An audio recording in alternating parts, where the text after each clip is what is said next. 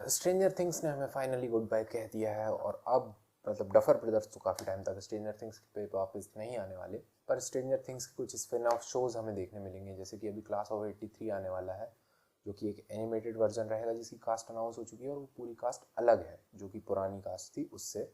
सारे characters same रहेंगे लेकिन जो कास्ट मेंबर्स हैं जो उनको वॉइस करेंगे वो चेंज हो जाएंगे, क्योंकि सब लोग 10 साल से उससे जुड़े हुए थे और अब सब लोग अपने अपने प्रोजेक्ट्स में अपने अपने टाइम को इन्वेस्ट करना चाहेंगे, जिसके कारण डफर ब्रदर्स उससे शायद कनेक्टेड रहें, लेकिन अब आगे हमें दूसरे लोग इस प्रोजेक्ट को अंजाम देते शुरू करेंगे। जिसमें कि मैन ऑफ कल्चर के लास्ट पॉडकास्ट में मैं देख रहा था तो पीजे ने ये बात कही थी कि हो सकता है कि जो प्रोजेक्ट मॉन्टॉक है, जैसे कि मैंने एक वीडियो भी बनाई है प्रोजेक्ट मॉन्टॉक के ऊपर, जो कि जिससे इंस्पायर होकर डफर ब्रदर्स ने ये हॉकिंस वाली थ्योरी पूरी बनाई थी और स्ट्रेंजर थिंग्स को किया था।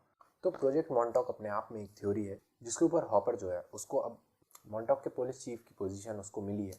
तो हो सकता है कि अब जो मॉन्टॉक के अंदर जो प्रोजेक्ट चलेगा गवर्नमेंट का, उससे जो चीज़ें आएंगी, जो चैलेंजेस आएंगे, उनको हॉपर फेस करे एक सीज़न में। और अगले सीज़न में फिलाडेल्फिया वाला जो सीन बताया था जहाँ पे हमारी जो स्टीव और नैन्सी वाली जो टीम है वो मिलकर एक नए शो को, एक नई चैलेंजेस को अंजाम दे सकते हैं। वहीं पे क्लास ऑफ 83 तो आ ही रहा है जो कि हमें एनिमेटेड देखने मिलेगा स्ट्रेंजर थिंग्स को, और बात में दम भी लगती है पीजे की कि नेटफ्लिक्स के पास एक ऐसी आईपी है स्ट्रेंजर थिंग्स जिसको मिल्क करना वो बंद नहीं करेंगे इतनी ईजीली।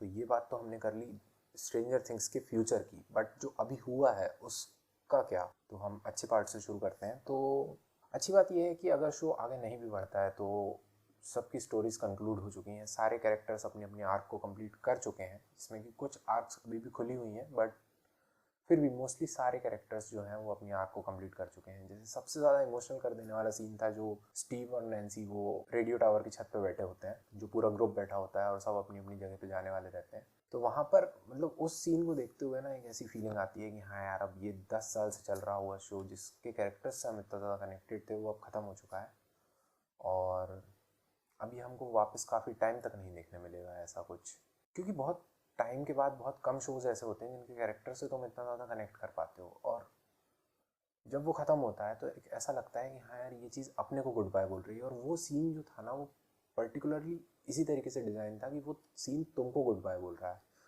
हालांकि जो लास्ट वाला सीन था वो भी सिमिलर काइंड ऑफ में डिज़ाइन था, जहाँ पर माइक सबकी स्टोरी को कंक्लूड करता है, पर फिर भी वो वाला सीन ज़्यादा हिट करता है।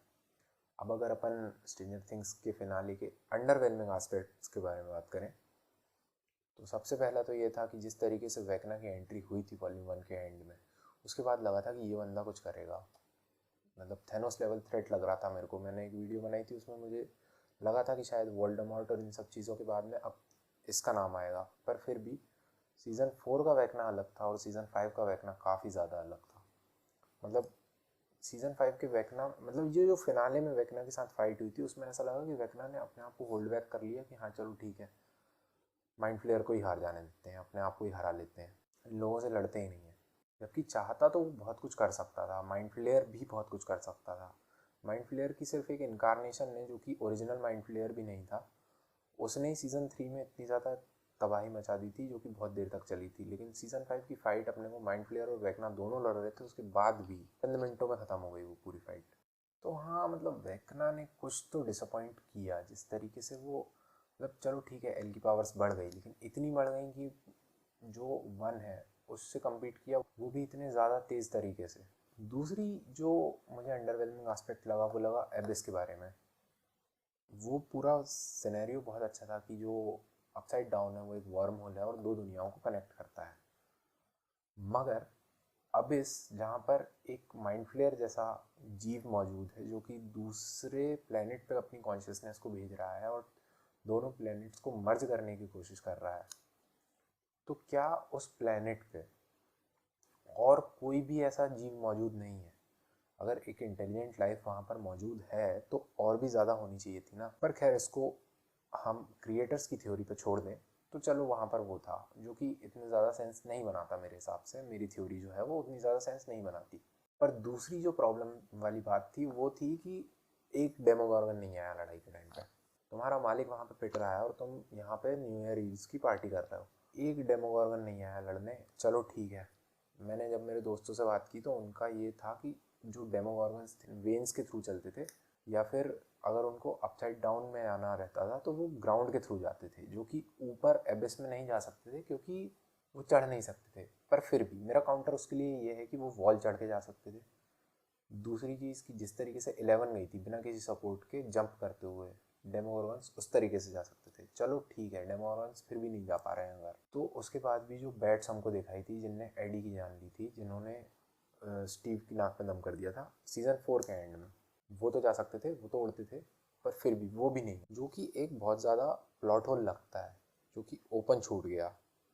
क्योंकि अगर मान लो कि कोई लाइफ लेवल का थ्रेट है, वो भी एक ऐसे इंसान पे जो कि दो दुनियाओं को मिलाना चाह रहा है, क्योंकि अपने मोटिव में इतना डूबा हुआ है कि उसको सही गलत की कोई परवाह नहीं है, तो वो क्या अपनी पूरी ताकत नहीं लगाएगा अपनी जान बचाने के लिए? अब इसमें बहुत कंप्लेंट तो लोगों की ये भी है कि सारी चीज़ें हैप्पी एंडिंग पे निकल गई और किसी मेन कैरेक्टर की डेथ नहीं हुई। पर चलो ठीक है, अब उसको अगर अपन ये बोल भी दें कि हाँ हो सकता है कि वो उनकी क्रिएटिव चॉइस रही होगी कि चलो हमें हैप्पी एंडिंग ही करनी है, हमें इतना डार्क नहीं बनाना किसी चीज़ों को, मगर फिर भी अगर हमें कोई सिग्निफिकेंट डेथ लेवल थ्रेट देखने मिलता ना तो ज़्यादा मज़ा आता। क्योंकि अब ये फिर बच्चों का खेल होकर रह गया कि हाँ चलो ठीक है, नॉर्मल कहानी थी, सब लोगों ने बचाया, हैप्पी एंडिंग हो गई। एक काली की डेथ हमको देखने मिली, लेकिन जो काली का कैरेक्टर है उससे इतना ज़्यादा कनेक्ट ही नहीं थी पब्लिक। जो उसका पुराना एपिसोड है सीज़न 2 का, वो लोएस्ट रेटेड एपिसोड है पूरी सीरीज़ का, और अभी भी जब उसको प्रेजेंट किया गया तो उसको जानबूझ के इसी तरीके से प्रेजेंट किया गया कि जब इसकी डेथ हो गई एंड में तो किसी को ज़्यादा फर्क नहीं पड़ेगा। कोई मान लो अगर कोई बड़ा कैरेक्टर जैसे नैन्सी, अगर वो अपना सेक्रीफाइस कर देती तो वो एक बहुत ज़्यादा टर्निंग पॉइंट हो जाता पूरी सीरीज़ के लिए। लेकिन ठीक है, उस चीज़ पर उतनी ज़्यादा कंप्लेंट है नहीं मेरी। अच्छा एक बात और, जो 11 वाली थ्योरी है उसमें तुम लोगों को यकीन है कि 11 बची होगी, या फिर ये सिर्फ माइक की एक थ्योरी है? मेरे हिसाब से ये सिर्फ माइक की एक थ्योरी है जो कि उसने बनाई है ताकि ताकि जो हार्ड ट्रुथ है उससे उसको एक्सेप्ट ना करना पड़े। पर इसके सिवाय मुझे उस थ्योरी में बिलीव नहीं है, और मुझे लगता है कि 11 भी अपसाइड डाउन के साथ जा चुकी है अब छोड़ के। पर हाँ, शायद हो सकता है कि वो इसलिए ओपन रखा हो कि आगे चल के कुछ अगर मूड बने तो वापस से सीरीज़ को रिवाइव किया जा सके। और बस यही थी कुछ बातें स्ट्रेंजर थिंग्स के फिनाले को लेके। और हाँ, अगर तुमको स्ट्रेंजर थिंग्स के फिनाले ने थोड़ा बहुत डिसअपॉइंट किया है और तुमने डार्क नहीं देखी है, तो मैं तुमको सजेस्ट करना चाहूँगा कि एक बार टाइम निकाल के 28 एपिसोड की सीरीज़ देखो। तुमको समझ में आएगा कि एक ओपन एंड से लेके क्लोज एंड तक की एंडिंग होती क्या है। मतलब 3 सीजन्स हैं और यहाँ से कहानी शुरू होती है और फुल सर्कल में आके यहीं पे ख़त्म होती है। डार्क की जो राइटिंग है ना, वो ऐसी ब्रांचेस में निकलती है। वो टाइम ट्रेवल का शो है तो उसकी ब्रांचेस इतनी ज़्यादा फैल जाती हैं और इतने ज़्यादा कैरेक्टर्स कॉम्प्लेक्स हो जाते हैं, लेकिन फिर भी जब वो एंड होती है ना तो उनको इतना सेटिस्फेक्शन मिलता है उसको देख के कि पूरी कहानियाँ क्लोज हो गई। जितने ओपन एंड्स थे सारे क्लोज हो गए। वो अपने आप में एक कंप्लीट पैकेज है जो कि तुमको बहुत चीज़ें नहीं देखने को मिलती बहुत बार।